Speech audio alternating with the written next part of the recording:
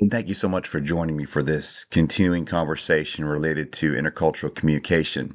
Now, for our session today, I want to do a deeper dive into the idea of digital and cross cultural communication.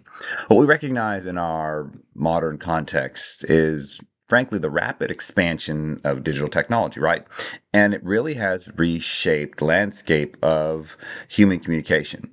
And so now we as the church, we as leaders today, we find ourselves ministering not only to individuals in physical spaces, but within the digital environment that really transcends geography, culture, and even time.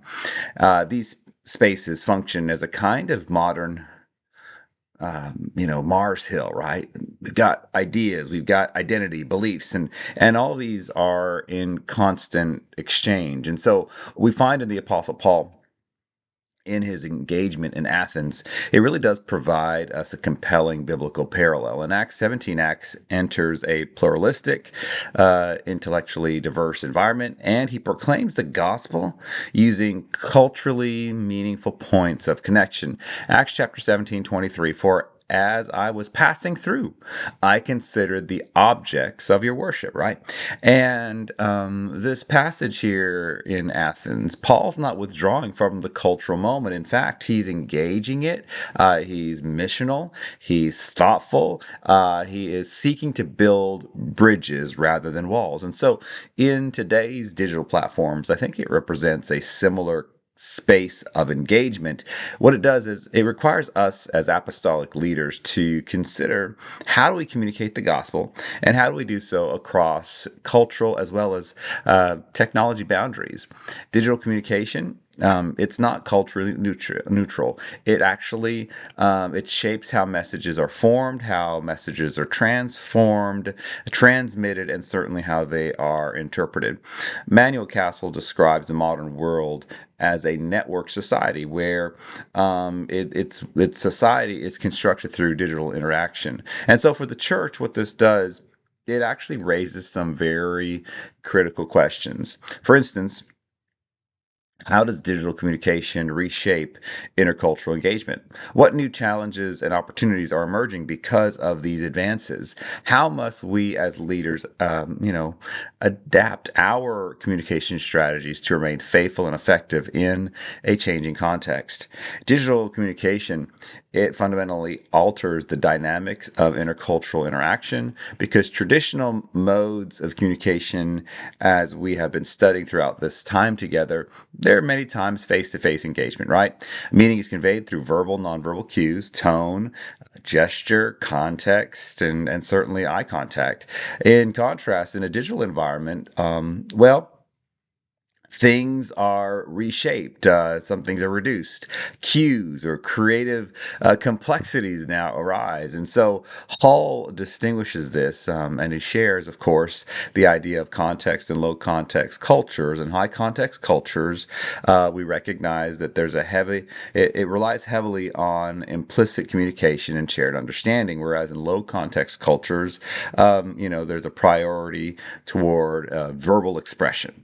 In digital communication, right? That's what we're talking about here today. Well, it tends to favor a low context interaction, emphasizing clarity, brevity, as well as directness. In fact, this class is considered a distance based class. And so you appreciate the fact that the actual module videos are somewhat brief in their discussion, as well as their presentation materials. And then, the hope is that we will go and read and research as well as interact with other peers. What we recognize then in the digital environment is this can, of course, create some challenges, right? Especially for individuals from a high context culture where meaning is often embedded in situational cues or even relational frameworks. And so also the digital platforms, it expresses communication, things like posts, videos, messages, and if we're not, if we've got to be very careful because there can be a lot of misrepresentation that occurs, particularly across cultures where communication styles might differ.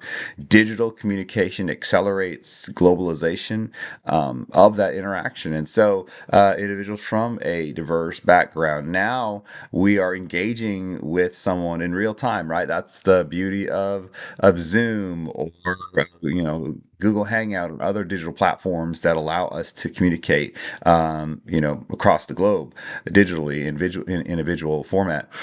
This creates, of course, opportunities, right? Connections, as well as this also creates the potential for some misunderstanding.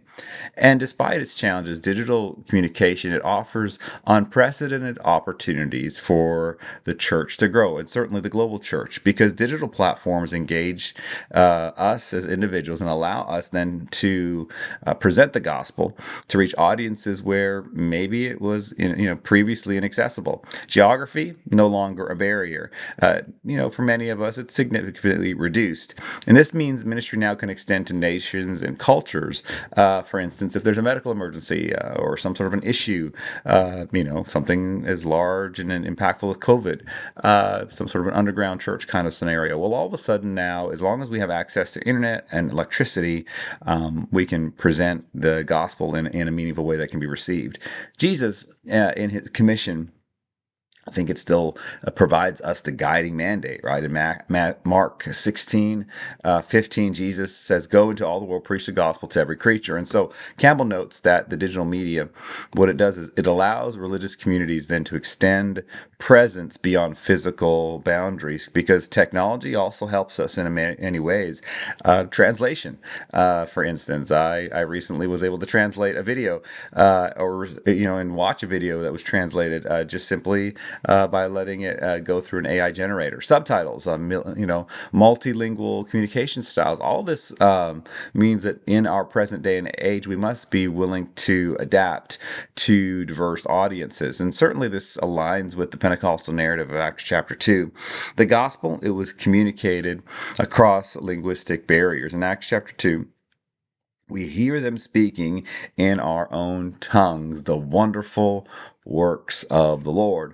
And so digital ministry, it makes the gospel accessible for all folks, in different nations, and certainly the hope is that we can do so in appropriate ways. Digital environments, it provides access to those who might be marginalized, unable to participate in traditional church settings, as I've shared, remote regions, restricted contexts, access challenged nations, physical limitations. We've got some folks that will watch our services online due to health reasons, or proximity to the church, or maybe there's a storm outage or some other means. And so now we can broadcast services or Bible studies, or even have small group through the beauty of digital in a digital environment. And this then reflects the inclusive nature of the gospel, right? To reach beyond social and cultural boundaries. And so a digital platform, it expands access. Of course, that also introduces challenges that we've got to be careful, and we must discern that process wisely. Digital communication, because here's the thing, it lacks a relational richness, that face-to-face interaction.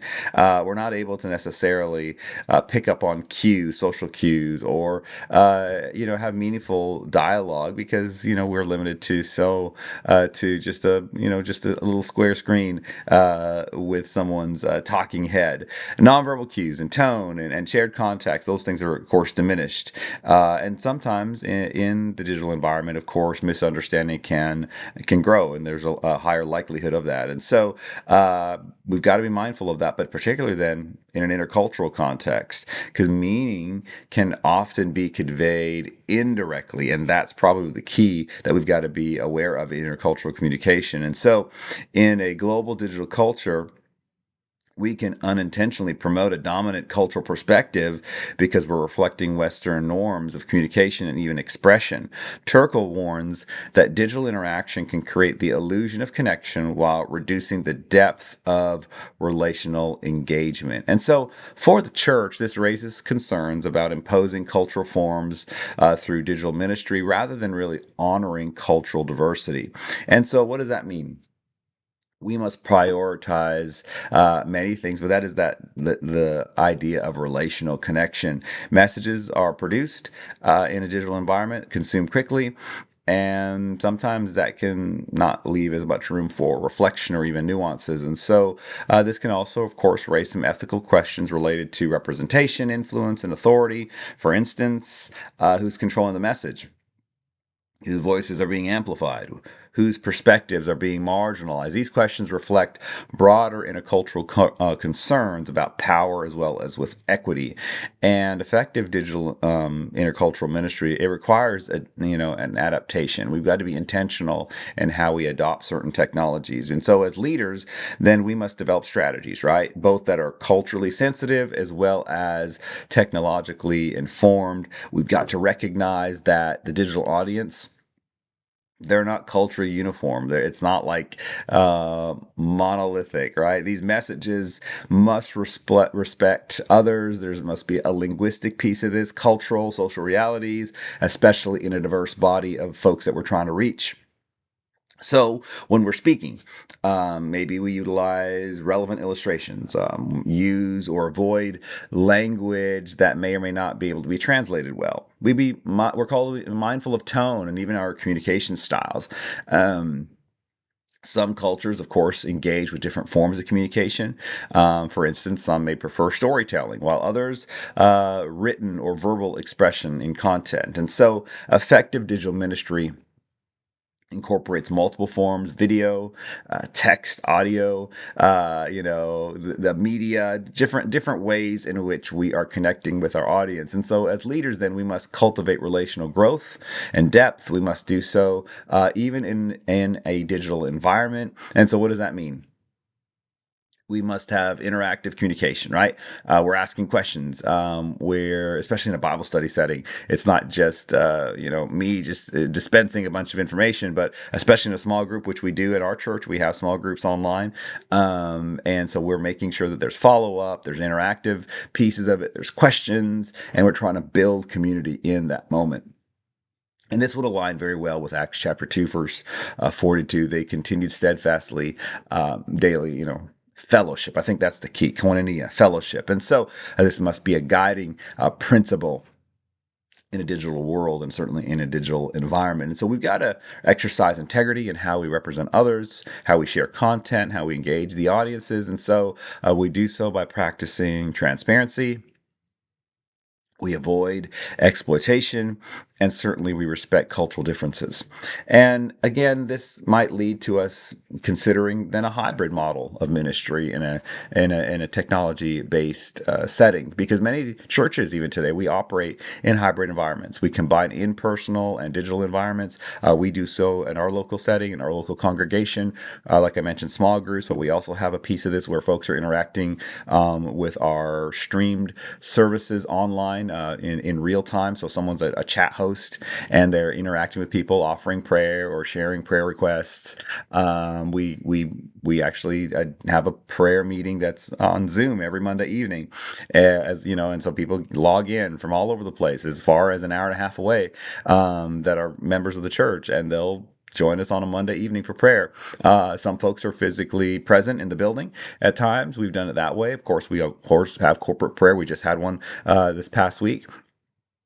But we also recognize the need to lean into some of the digital forms of platforms that can be utilized and available for churches. And so, again, hybrid models of ministry must be considered. And we do this by integrating it into the life of the church. And so some examples would be offering multilingual live stream services. We can preach, use illustrations that can be translated across cultures, small groups, as I've shared. Social media content, let it be designed in such a way that a global audience is in mind, avoiding culturally specific assumptions. Digital discipleship programs. Again, another way in which we can provide follow up to our folks and help them grow. These are just some of the examples of digital intercultural ministries and how this requires intentionality rather than simply adopting a passive mindset. So, what does this mean? Well, I feel like digital communication and digital intercultural in an intercultural setting, it's great. There's a profound opportunity, significant responsibility for us as church leaders today. We're called to expand the reach of the church in our community. This introduces some complexities on how it's interpreted across cultures, but ultimately, it's not just about tech innovation, right? We're called to be faithful ambassadors of Jesus Christ everywhere that we go. Paul exhorts us. I feel it's very relevant We do not preach ourselves, but we preach Jesus Christ and Him crucified. And so as leaders, we're called to engage the digital spaces. We're called to communicate with clarity, with humility, sensitivity. Digital world doesn't change the message of the gospel. Absolutely not. But what it does is it requires us to be, individuals who utilize wisdom and how that message is communicated, because we are ultimately called to proclaim Jesus to all nations. May God richly bless you.